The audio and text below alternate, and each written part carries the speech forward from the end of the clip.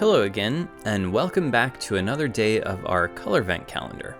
Before I get started, I thought I'd better mention something that I skipped over in the first video of this series, and that is about the future of these inks. Unlike Diamine, Colorverse says that they're planning on releasing only the top 3 most popular inks from this calendar as full-sized bottles later, and that will be based on customer voting. Hopefully they'll decide on more than 3 though if there's demand. Anyway, it's December 4th today, so let's take a look behind door number 4.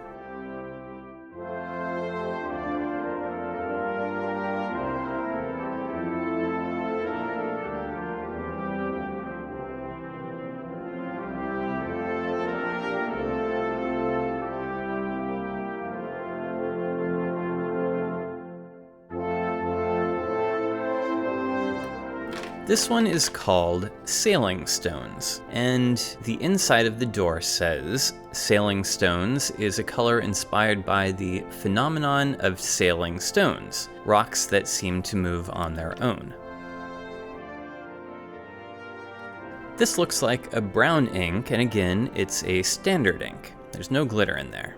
I have to admit that I'm a little bit baffled by the name of this one. Of course, I'm familiar with the sailing stones in Death Valley, but that's right here on Earth, so it doesn't seem to match the space theme or the Christmas theme. Maybe this has been seen on Mars or something? If anyone knows, please comment down below.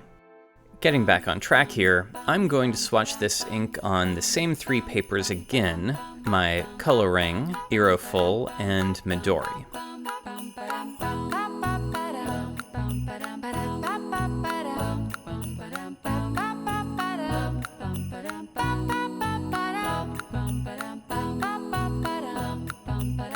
Huh, this is a really pale brown, almost a gray brown, and more of a cool brown than a warm one. In fact, on Aeroful, it's a very cool brown, and it gets that dusty haze where it's heavy.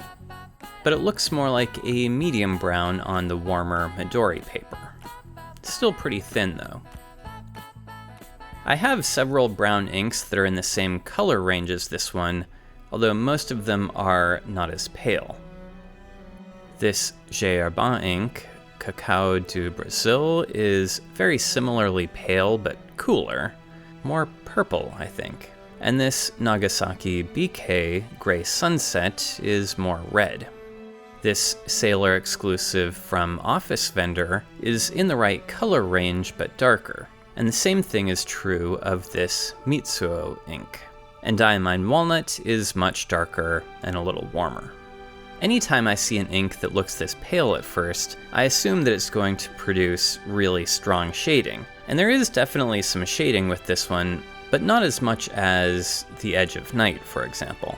To me, it looks more like a warm gray than a brown when I write with it. And that's it.